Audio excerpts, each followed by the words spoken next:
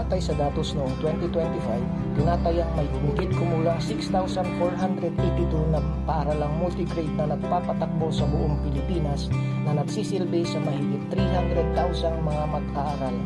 Mahalaga ang mga paaralang ito sa pagbibigay ng akses sa edukasyon sa mga liblib, kanayunan at kulang sa serbisyong mga lugar.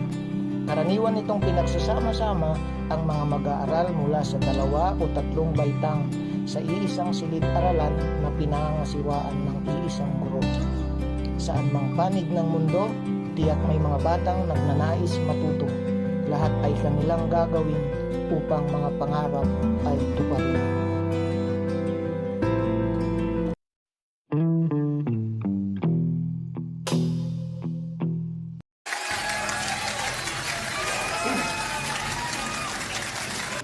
Magandang araw sa inyong lahat at welcome sa The Palacol Podcast, ang podcast ng multigrade teachers.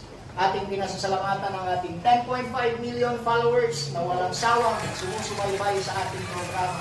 Sa mga hindi pa nakasubscribe, subscribe na kayo. Tiyak, marami kayong matututunan sa ating mga usapin sa channel na ito. Huwag na nating patagalin pa. Sama-sama natin i-welcome ang ating mga gwapo at magagaling na mga panauhin ngayong umaga. Ang una nating panauhin ay nagtuturo sa grades 3 and 4, may 6 na taon sa multi-grade class. From the highest mountain of Arisgado Elementary School, Province of Masbate, Sir Jason A. Espares.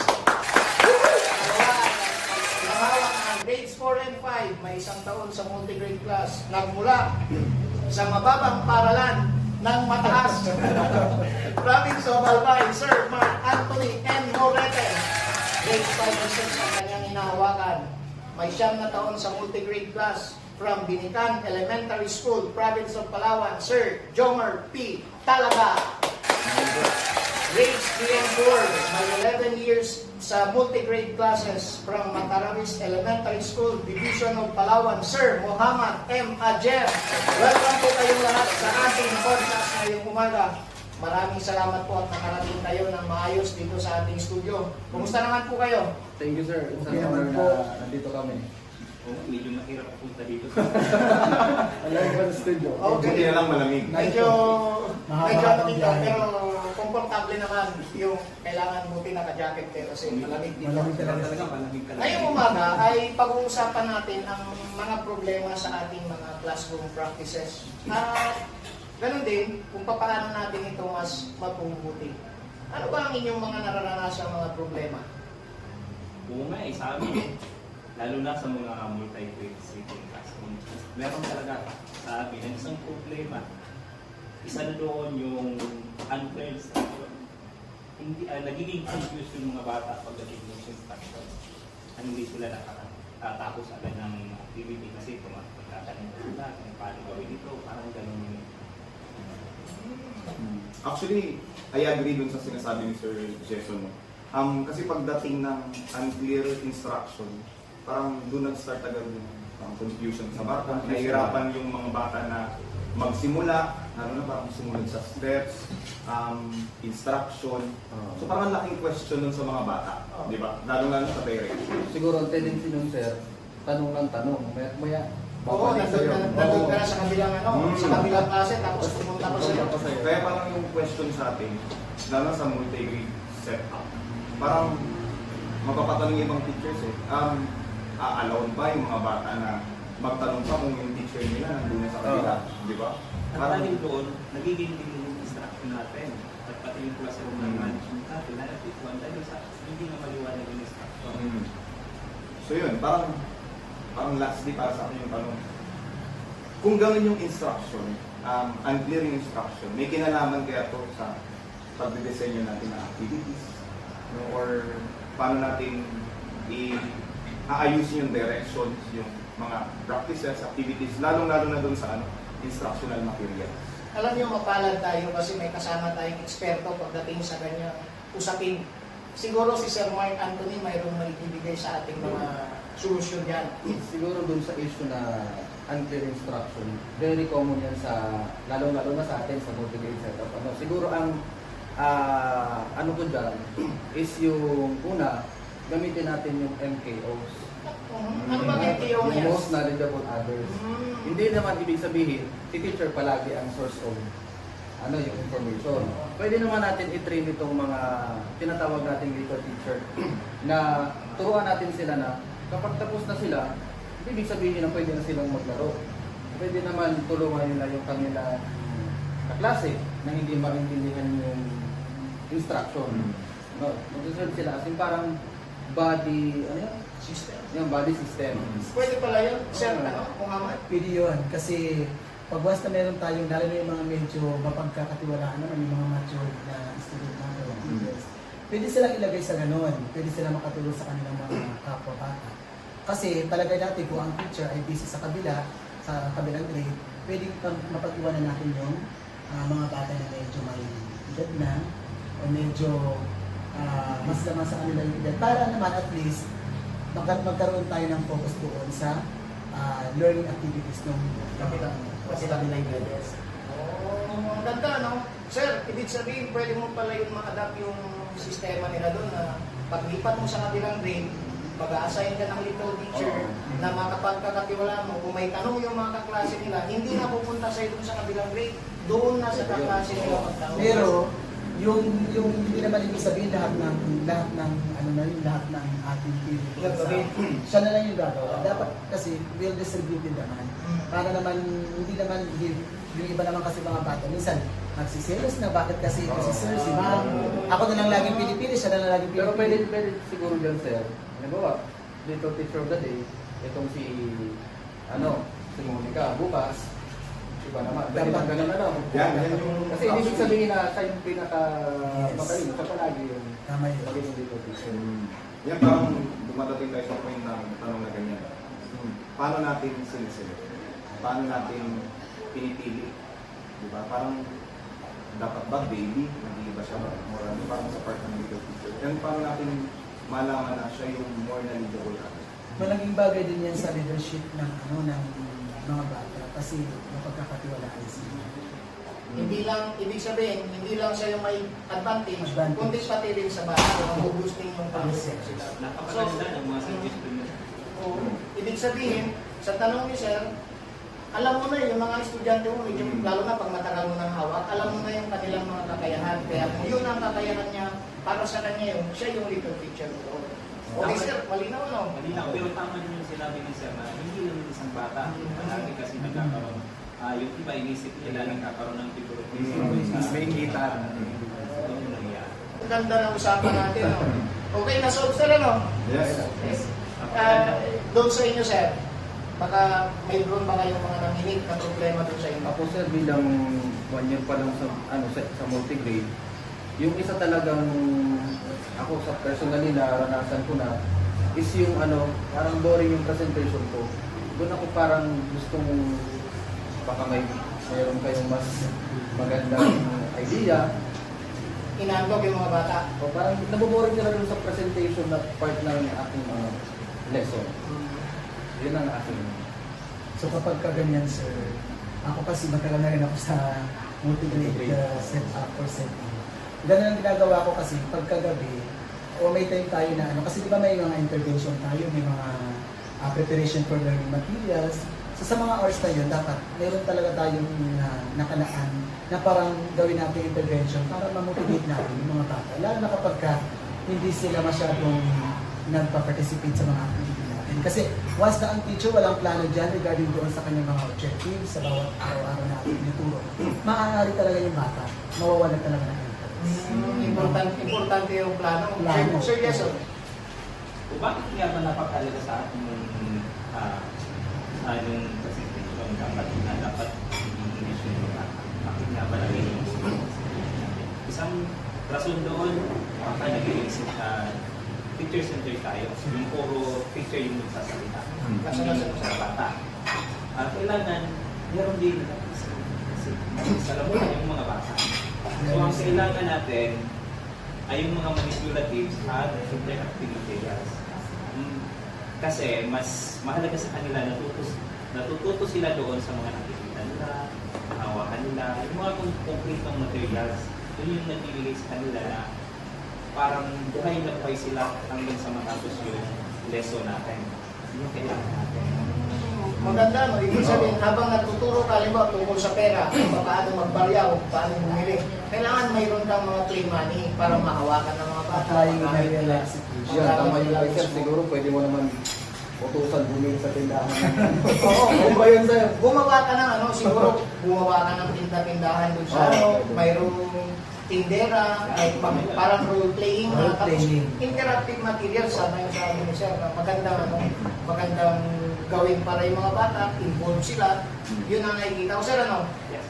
Sir, ano? Actually, I just want to add, kanina pinag-usapan natin yung unclear instruction. Minsan kasi, possible yung mag-start, di ba? Yung kung paano natin ibigay yung dapat guidance na dapat naiintindihan agad nila. Parang dun pa lang, wala na agad yung interest. Parang minsan yung word na scaffolding, yung paano natin talaga design yung activities, ang laking factor yan.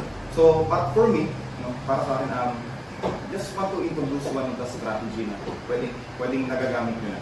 And yung strategy na to, yung tinatawag na gamification, if I'm not mistaken dun sa tamang pronunciation. When we say gamification, nagiging essential siya. Kasi alam naman natin na lalo na yung mga nandun sa mababang level, sorry for the word, grade level. Stage 1. Stage 1, from kinder to grade 3. Sa research, mas nakita nila na mas nagkakaroon ng interest. Saka mas mataas yung cognitive development ng bata if they learning through play. Paano ba, Sir? Ano bang sistema ng gamification na yan? Kasi ano to parang rooted siya doon sa self-determination theory na tinatawag. Self-determination theory ni kung hindi ako nagkakamali din sa pronunciation ng names, DSC and Ryan, which according to this theory, yung motivation daw, saka yung learning ng isang bata, nag-i-improve siya through, kung nalimit niya yung three factors din yung theory na to. Yung competence, yung autonomy, saka yung relatedness. Di ba parang mas masarap matuto kapag naka-relate ka talaga? So parang pag nanito yun, yung tatlo na yun, we are embedded dun sa play-based elements na instruction. Possible dun sa mga bata kasi mahirap din naman kung mahirap sila sumunod sa step by step kasi karamihan dyan. Una-una, hindi pa sobra yung literacy yung level. Di ba? Kahit yung numeracy. So, paano natin sila atakihin? Okay, bila ko dun sa sinabi ni Sir, kasi sa multi-grade, iba-iba yung level ng mga bata. Yes, sir. Merong auditory, visual, pero kinesthetic. So, napakahalaga na gamitin natin yung gamification, manipulation materials, and yung interactive materials para interactive yung lesson natin at para mabawasan yung boredom ng mga bata. Yes, sir. Ibig sabihin, kung may isang lesson ka, iisipan mo ngayon ng sistema ng palaro para idala yung lesson. Hindi nararamdaman ng bata, ay ito na pala yung lesson namin, parang naglalaro lang. At sa tingin ninyo, pagka gano'n, na natututo yung mga bata at saka yung interest nila, talagang sino ba naman ayaw ng laro, di ba? Totoo naman. Kasi kung papansinin din natin, parang minsan kasi yung bata may trauma. Lalong-lalo na sa mga first day of classes, di ba? Parang new environment. Pero kung dadali natin sila dun sa makaka-relate sila, which is through play, parang hindi naman pala ganun ka-traumatic ang pwede yung experience. So mas mailalabas nila yung true self, yung confidence nila. Through playing, nag-play sila pero makita natin dun, through playing, nag-learn sila. Saka kagandaan ng suggestion ni Sir, tuhog mo na habang nag-enjoy, natututo din at the same time. Anong tuhog yun? Yung learning, Yung competency. Yung competency. Okay. Nililinaw na po natin mga viewers natin, mga terms na binabanggit ng ating mga panawin ngayon araw baka magkaroon ng misconception. Dahil doon kasi tumataas yung participation ng mga bata at yung attention level, yung span. Yes. At dahil doon nagiging mas gusto nila yun kasi pakiramdam nila, nag-i-enjoy sila doon sa lesson. Isa sa mga skills na pwede lang ma-enhance pa, yung collaboration. Kasi they collaborate with each other. Diba? Sarap lang makita na yung bata, mabubus yung confidence kasi may mga nandun sila sa group habang nag-play. Okay, ang ganda. Ang ganda. Sir Jason, siguro marahil sa susunod na mga pagkakataon, yung klase mo, naniniwala ko, pag sinunod mo yung mga suggestion ng mga kasamahan natin dito, hindi na boring, hindi na manto. Talagang energetic na sila. Wow! Ang ganda ng inyong mga nasabi talaga ngayong umaga. Talagang marami tayong nakuhang mga strategies, mga pamamaraan kung paano natin mas pasisiglahin ang ating klase. Ano? Yes, sir. Ang susunod na tanong dito ay, sa tingin ninyo, bakit kaya mahalaga natin gawin ang mga ito sa ating mga multigrade classes? Oo. Pero saglit lang, i-reserve nyo muna yung mga kasagutan dahil tayo muna ay magkakaroon ng mga kaunting paalala. Mga kasama, huwag kayong bumitaw. Magpabalik tayo sa paglipas ng ilang mga sandali. Sa muli ay welcome sa ating The Parallel Podcast. Kanina ay mayroon tayong iniwang katanungan. At ngayon ay alam ko handa na kayong sagutin ito.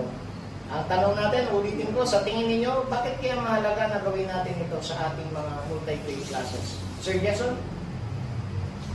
Okay, sir. Ganito kasi yun. Napakalaga nito, lalo na sa sittings natin na mga multi-grade classes.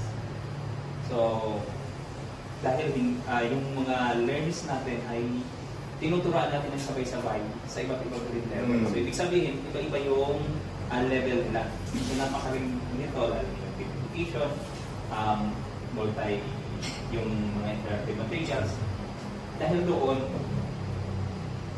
yung learning ng mga bata, naging nadadala nila doon ang naging doon sa lives, daily lives nila. Nagagamit nila yun. So, yun napakalaga na gamitin natin ito sa pang-araw-araw na lesson natin. Sir Muhammad?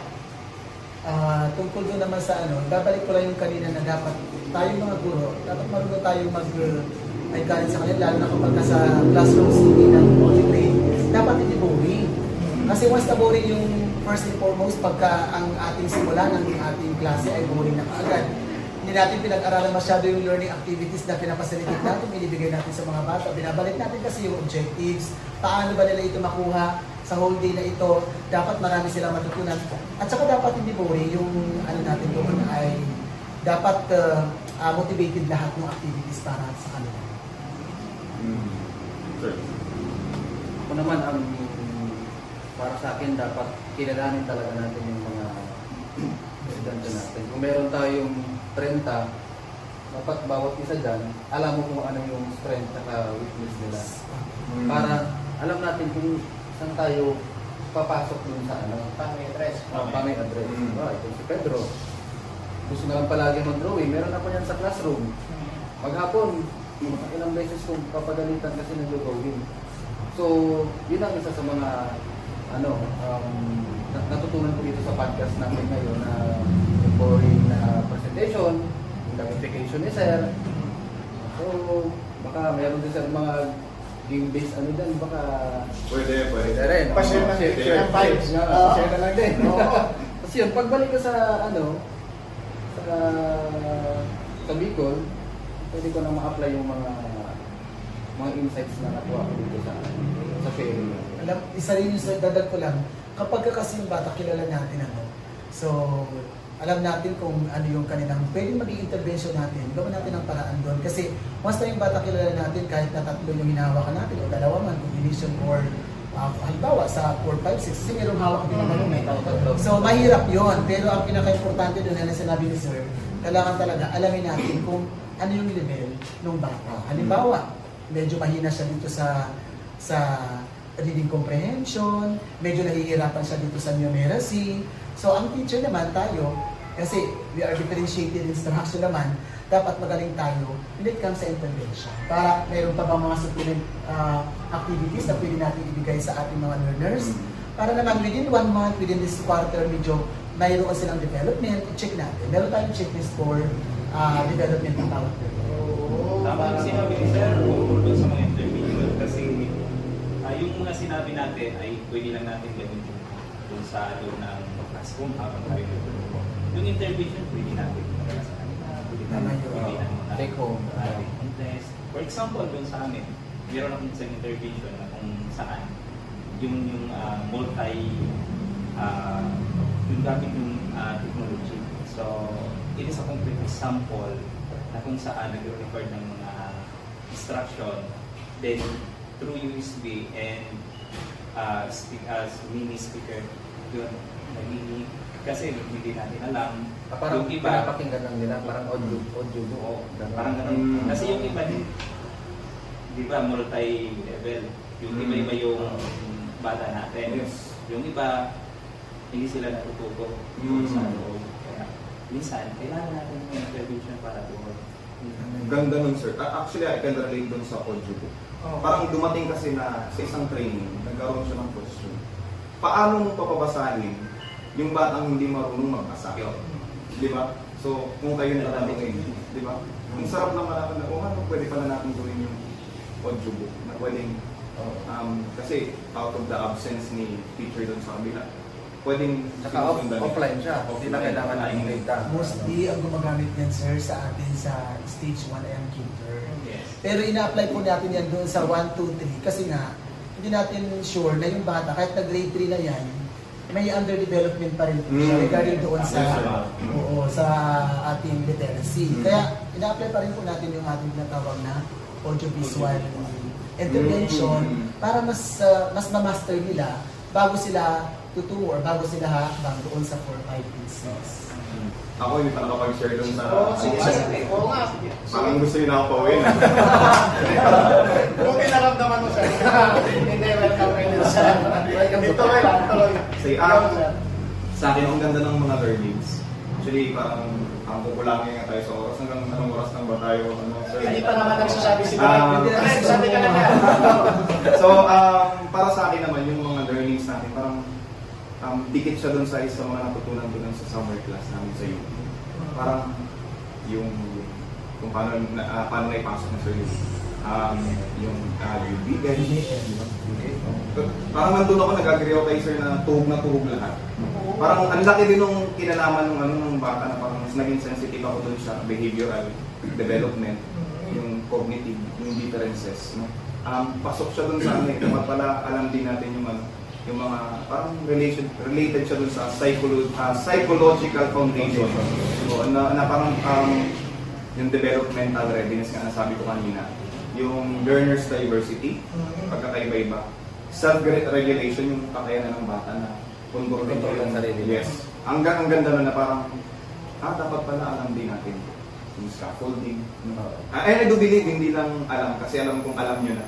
May iba kasi parang, ginagawa na nila, hindi lang nila alam yung term kung paano natin to ginagawa sa multi-grade setup. So, hindi lang ito basta mga salita na pwedeng matutunan natin, but ito yung mga paraan para masiguro natin talagang matututo yung mga bata, ano man yung kakayahan o kaya kalalagayan nila dun sa grade level. Maganda sir, ano? Believe din talaga ako sa inyong mga teacher. Alam mo, minsan nakakaingit din maging teacher, ano? Na-realize ko ngayon, parang sa mga sinasabi niyo, pag teacher ka pala, mayroon kang pagkakataon na marami kang pwedeng tuhugin.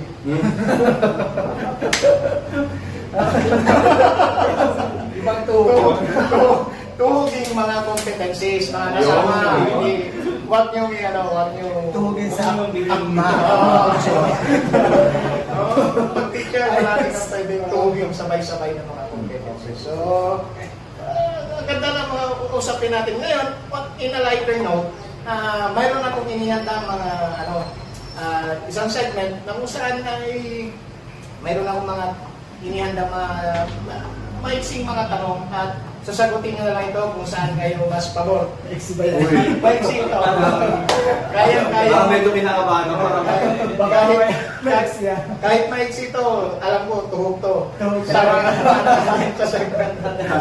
Okay, unang tanong. Ano ba yung sabay-sabay kami sa Sagot ay sabay na tayo para mabilis na tayo kasi baka yung kasunod nating programa mag-senyas na kami. Lesson plan or coffee first? Coffee first. Parang ang Pamagising yan eh. Coffee first.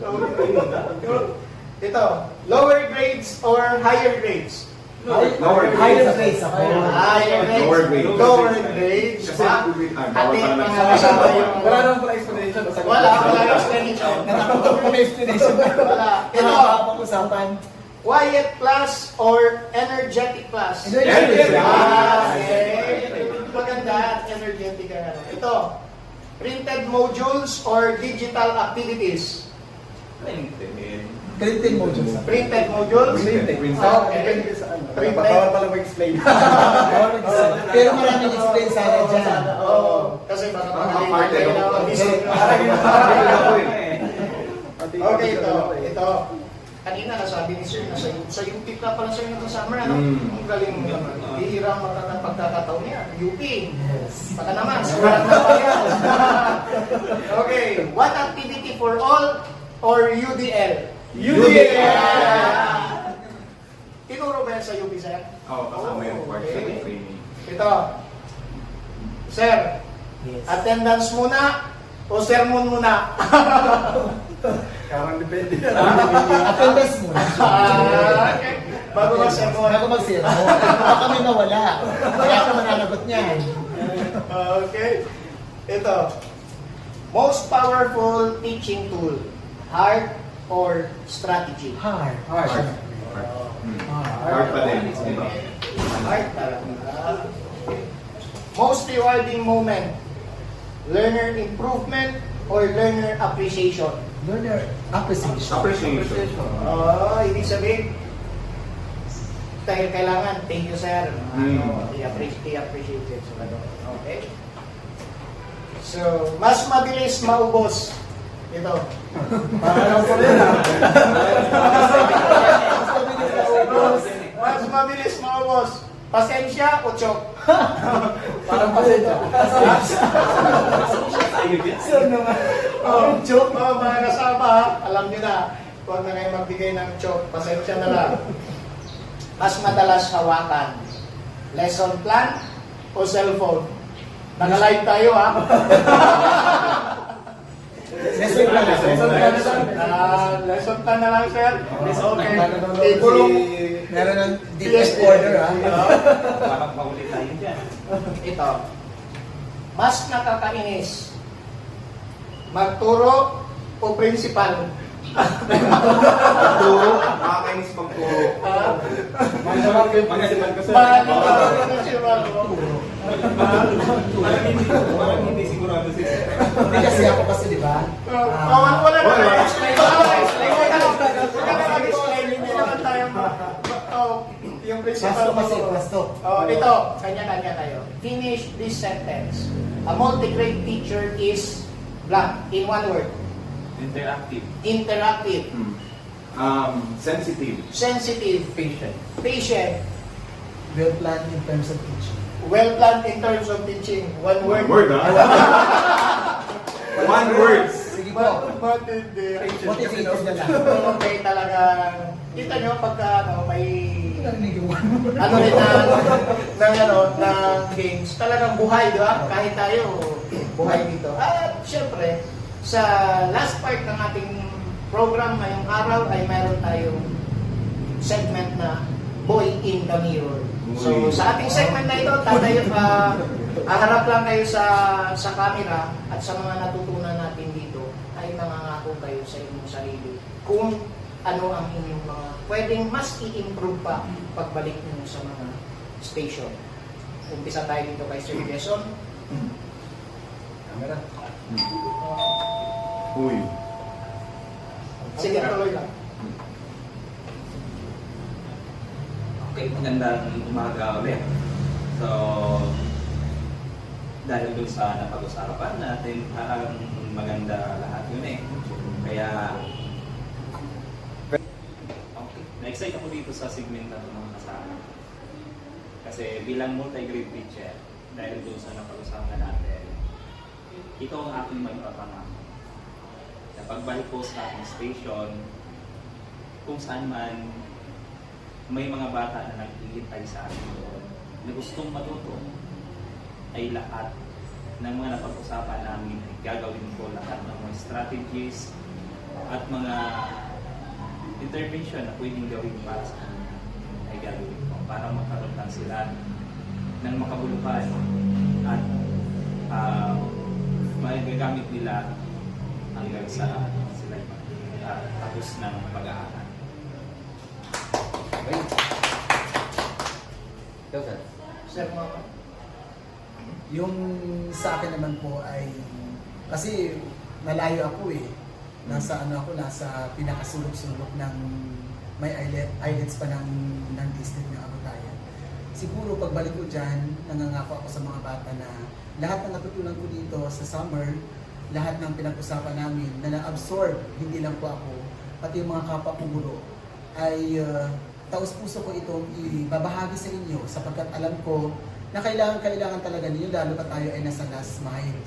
Tsaka alam ko din ang dami namin natutunan na halimbawa dyan yung differentiation ay i-apply sa inyo na sa tamang level kung saan dapat ako nandoon, ano po yung dapat nating ibabahagi sa bawat level or grade level.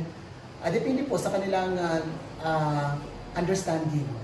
Then yung ating mga yung sa clear instruction, yung dating magulo medyo na hindi naintindihan, ngayon ay mas lalong mapasimple at klarong-klaro po na ibibigay yung instruction sa inyo para mas matututo kayo. Yung independent learning, kailangan din po iyon kasi hindi lamang po yung grupo natin i-disseminate, hindi lamang po grupo ang i-disseminate ko sa inyong mga bata, dapat po ito ay independent learning hanggang sa kayo ay maging master kayo sa bawat lesson. And of course, yung time management, kasi kailangan din natin yan.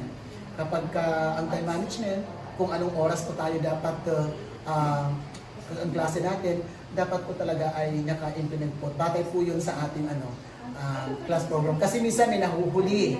Kasi nga multigrade, ang exact time ay alas 8 na sa multigrade. Kasi minsan ang iba ay pumapasok ng 8, minsan naman ang iba ay nag-aantayan. So dapat po ay time management exactly at 7:30, 7:45 nandun na tayo. So yan po ang ibabahagi ko sa inyo para po maging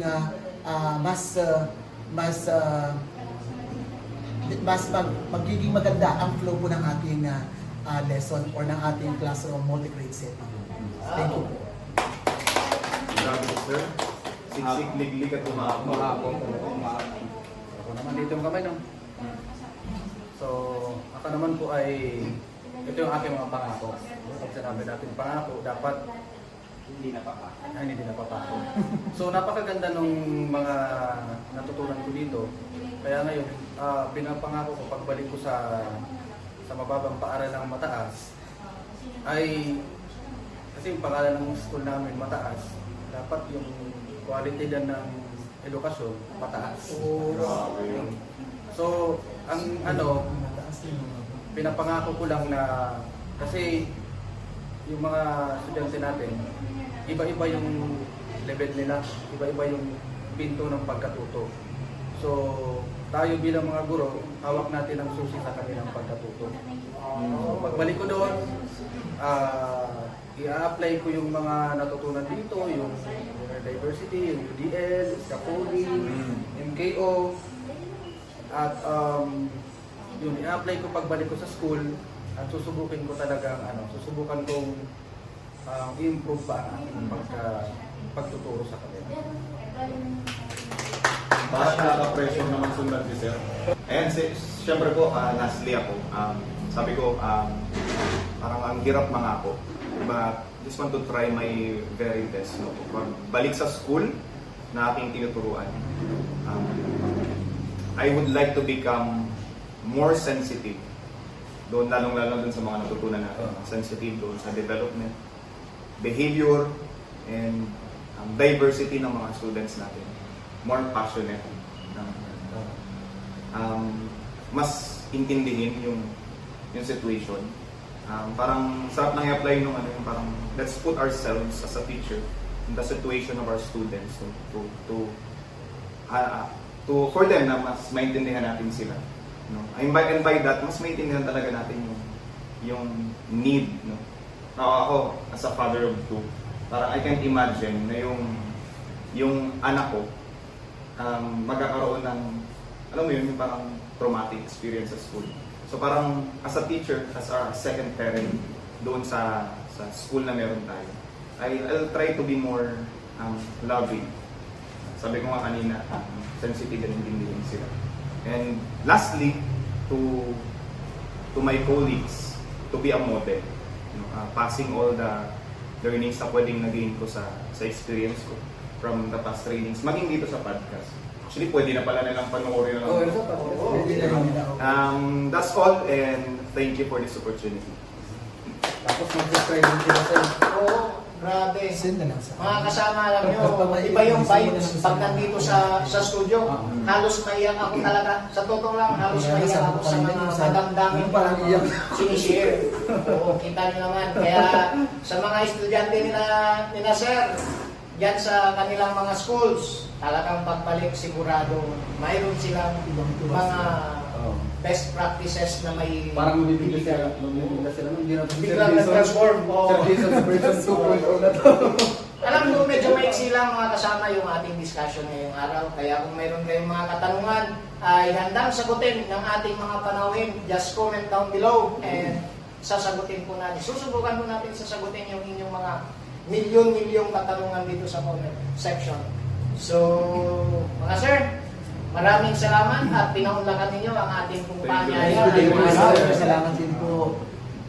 Okay, hanggat may mga batang nais matuto, hanggat may mga batang porsigido, kahit malayo, kahit hindi sigurado kung saan patungo, patuloy na magtuturo, patuloy na tatayo, at sama-samang maglilingkod ng tapat at totoo upang pangarap ng bawat batang Pilipino ay mabuo. Sa minimiting tagumpay, lahat ay aming iaalay, maghawak-hawak ng kamay, aangat ng sabay-sabay. Kami po ang Team Palabol. Magandang araw sa inyong lahat. Mabuhay ang multi-grade teachers.